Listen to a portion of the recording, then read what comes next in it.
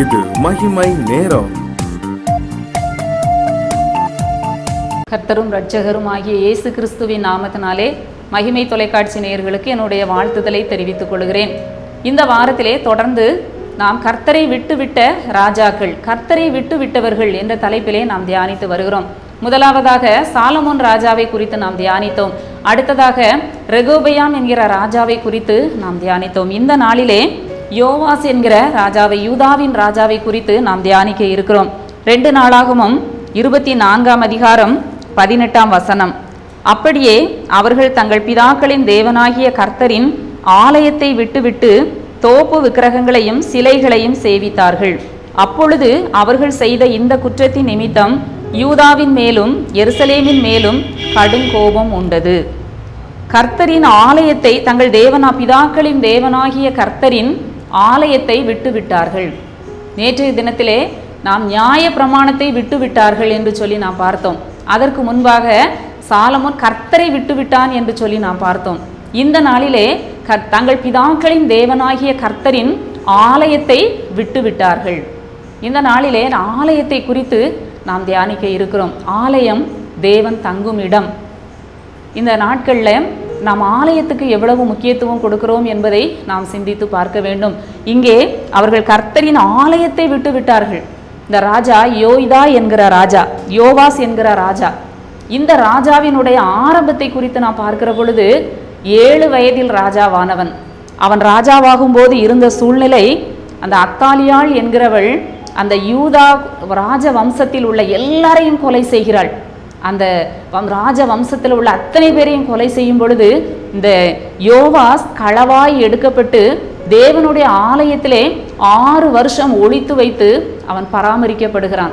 6 வருடங்கள் அவன் தேவ ஆலயத்திலே ஒளித்து வைக்கப்பட்டு, எந்த ஆலயத்திலே அவன் ஒளித்து வைக்கப்பட்டு பாதுகாக்கப்பட்டான்.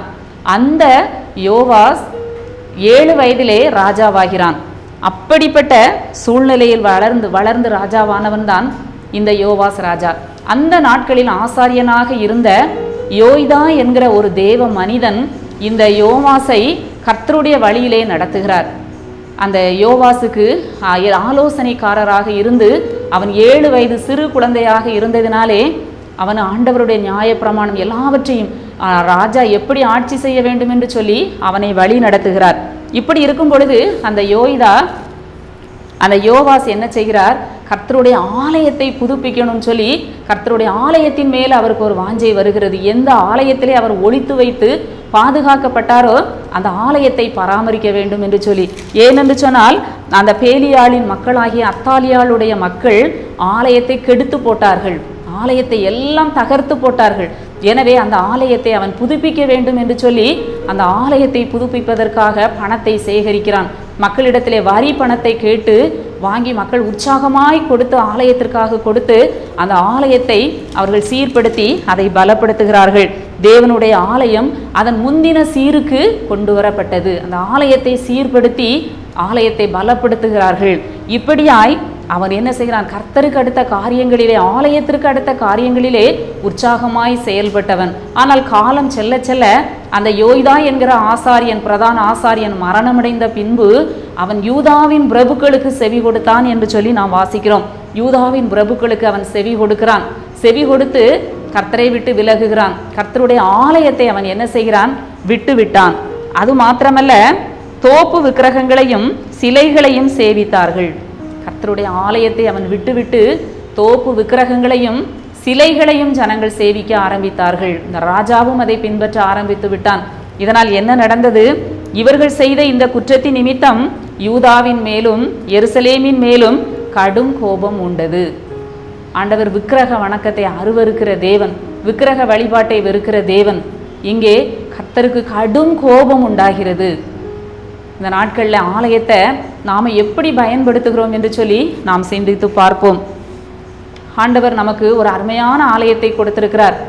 ஒரு நல்ல திருச்சபையை நமக்கு கொடுத்திருக்கிறார். கடந்த நாட்களில் பல மாதங்களாக இந்த நம்முடைய ஆலயம் அடைக்கப்பட்டது. லைட்டு கூட ஆலயத்தில் போடாமல் இருந்த ஆலயமும் உண்டு. விளக்கு கூட கொடுத்தாத, லைட்டு கூட போடாமல் இருளடைந்து போய் கிடந்த ஆலயங்களும் உண்டு. அப்படிப்பட்ட சூழ்நிலைகளையெல்லாம் கர்த்தர் மாற்றி இந்த நாட்களிலே நமக்கு ஒரு திறந்த வாசலை ஆண்டவர் கொடுத்திருக்கிறார். நாம் ஆராதிக்கும்படியாக இப்போ எந்த தடையும் நமக்கு கிடையாது. ஆனால் நாம் எந்த அளவுக்கு கர்த்தருடைய ஆலயத்தை நாம் பயன்படுத்துகிறோம் என்று சொல்லி இந்த நாளின் காலை வேளையிலே நாம் சிந்தித்து பார்க்க வேண்டும். இங்கே பெரிய குற்றம் என்ன? கடும் கோபம் வருகிறது. தங்கள் பிதாக்களின் தேவனாகிய கர்த்தரின் ஆலயத்தை விட்டு விட்டார்கள். அந்த சாலமோன் கட்டின தேவாலயம் எவ்வளவு மகிமையான ஒரு ஆலயம்! அந்த ஆலயத்திலே செய்யப்படுகிற விண்ணப்பங்களுக்கு என் கண்கள் திறந்தவைகளும் என் செவிகள் கவனிக்கிறவைகளுமாய் இருக்கும். ஆண்டவருடைய மகிமை அந்த ஆலயத்திலே இறங்கினது. அப்படிப்பட்ட அந்த ஆலயத்தை, பழுது பார்த்து கட்டின அந்த ஆலயத்தை விட்டு விட்டார்கள்.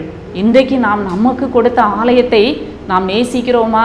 அந்த ஆலயத்துக்கு நாம் செல்லுகிறோமா? மணியோசை கேட்கிற பொழுதெல்லாம் நாம் ஆலயத்திற்கு செல்ல வேண்டும், ஆராதனைகளுக்கு செல்ல வேண்டும். கடமைக்காக அல்ல, கட்டாயத்திற்காக அல்ல, மனப்பூர்வமாக மகிழ்ச்சியோடு நாம் ஆலயத்திற்கு செல்ல வேண்டும். எவ்வளவு காலம் இந்த கிருபை நமக்கு கிடைக்கும் தெரியாது. இந்த திறந்த வாசல் எப்பொழுது அடைபடும் என்று சொல்லி நமக்கு தெரியாது. ஆலயத்திலே நாம் ஆண்டவரை நாம் தேட வேண்டும், ஆலயத்தை நாம் வாஞ்சிக்க வேண்டும். இன்றைக்கு ஆலய வாஞ்சை குறைந்து கொண்டே போகிறதை நாம் பார்க்கிறோம். ஆராதனைகளிலே மக்கள் கூட்டம் குறைந்து கொண்டு செல்கிறதை நாம் பார்க்கிறோம். அப்படிப்பட்ட காரியங்கள் வாழ்க்கையிலே நடைபெறும் பொழுது ஆண்டவருக்கு கடும் கோபம் உண்டது. ஆண்டவருக்கு நாம் கோபத்தை உண்டாக்குகிறவர்களாக அல்ல. தாவீது ராஜா சொல்லுகிறார், கர்த்தருடைய ஆலயத்திற்கு போவோம் வாருங்கள் என்று நான் சொன்னபோது எனக்கு மகிழ்ச்சியாக இருந்தேன். எப்பொழுதெல்லாம் ஆலயத்தில் மணியோசை கேட்கிறதோ அப்பொழுதெல்லாம் நம் ஆண்டவருடைய சமூகத்துக்கு ஓட வேண்டும். அந்த அன்னாள் ஆலயத்தை வாஞ்சித்து அவள் ஓடினாள். இன்னும் கூட எத்தனையோ மக்கள் ஆலயத்தை நேசித்தார்கள். தாவீது ஆலயத்தை அதிகமாய் நேசித்த ஒரு ராஜா. இப்படியாய் ஆலயத்தை நேசித்தவர்கள் அவங்க வாழ்க்கையில் கர்த்தருடைய கிருபை அவர்களுக்கு அதிகமாக உண்டு. ஆனால் ஆலயத்தை வெறுத்தவர்கள், ஆலயத்தை நேசிக்காதவர்கள், கர்த்தர் அவர்கள் மேல் கடும் கோபம் உண்டது. இன்னும் கூட நம்ம புதிய ஏற்பாட்டில் வாசிக்கிறோம், நீங்களே அந்த ஆலயம். அந்த ஆலயம் நாம தான். இந்த புதிய ஏற்பாட்டு காலத்தில் நீங்கள் தேவனுடைய ஆலயமாய் இருக்கிறீர்கள். இந்த ஆலயத்தை நாம் கெடுத்தால் தேவன் நம்மை கெடுப்பார். இந்த நாட்டிலே, இந்த காலை வேளையிலே நம்முடைய சரீரமாகிய ஆலயம் எப்படி தேவாலயம் பரிசுத்தமாய் இருக்கிறதோ அதுபோல நம்முடைய சரீரமாகிய ஆலயமும் பரிசுத்தமாய் இருக்க வேண்டும். இந்த ஆலயத்தை நாம் கைவிட்டோம் என்று சொன்னால், இந்த ஆலயத்தை கெடுத்தோம் என்று சொன்னால் தேவனுடைய கோபம் நம்மேல் மூடும் என்பதிலே சந்தேகமில்லை. இந்த ஆலயத்தை இந்த கடைசியாக நாம் பார்க்கிறோம். அந்த யோவாஸ் என்கிற ராஜாவை அந்த தீர்க்கதரிசிகள் எச்சரிக்கிறார்கள். நீங்கள் கர்த்தரின் கற்பனைகளை மீறுகிறது என்ன? இதனால் நீங்கள் சித்தி பெற மாட்டீர்கள் என்று தேவன் சொல்லுகிறார். நீங்கள் கர்த்தரை விட்டு விட்டதினால் அவர் உங்களை கைவிடுவார். நீங்கள் ஆலயத்தை விட்டுட்டீங்க, நீங்கள் ஆலயத்தை நீங்கள் மறந்துட்டீங்க, அதனால நீங்கள் கர்த்தரை விட்டுட்டீங்க, அதனால கர்த்தரும் உங்களை என்ன செய்வார்? கைவிடுவார். நீங்கள் கர்த்தரை விட்டு விட்டதினால் அவர் உங்களை கைவிடுவார். இந்த காலை வேளையில யோசித்து பார்ப்போம்.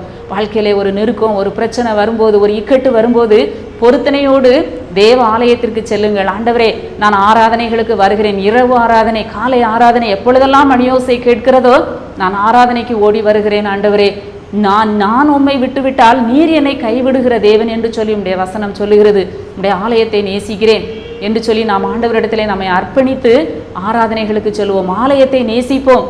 கர்த்தர் நிச்சயமாக அவர் நம்மை கைவிடாதபடி அவர் காக்கிற தேவனாக இருக்கிறார். ஆண்டவருடைய முகத்தை நோக்கி பார்ப்போம். எங்களை நேசிக்கிற நல்ல ஆண்டவரே, ஆலயத்தின் மகிமையை குறித்து நீர் எங்களுக்கு கற்றுக் கொடுத்த அன்புக்காக உமக்கு நன்றி செலுத்துகிறோம் சுவாமி. நாங்கள் ஆலயத்தை விட்டு விடுகிற பொழுது ஆண்டவரே, நாங்கள் உம்மை விட்டு விடுகிறோம்.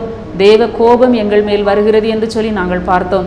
அந்த யோவாஸ் ராஜாவை போல அல்ல ஆண்டவரே, நாங்கள் உம்மை சேவிக்க, உம்முடைய ஆலயத்தை நேசிக்க, ஆராதனைகளில் கலந்து கொண்டு உம்மை ஆராதிக்க, உம்மை கனம் பண்ண எங்களுக்கு கிருபை தாரும். இந்த நாளிலும் நாங்கள் செய்கிற எல்லா காரியத்திலும், எங்களுடைய பிரயாணங்கள், போக்குவரத்து எல்லாவற்றிலும் உங்கள் கிருபை, உங்கள் பாதுகாப்பு எங்களோடு கூட இருக்கட்டும். மீட்பர் இயேசு கிறிஸ்துவின் மூலம் ஜெபிக்கிறோம் நல்ல பிதாவே, ஆமேன்.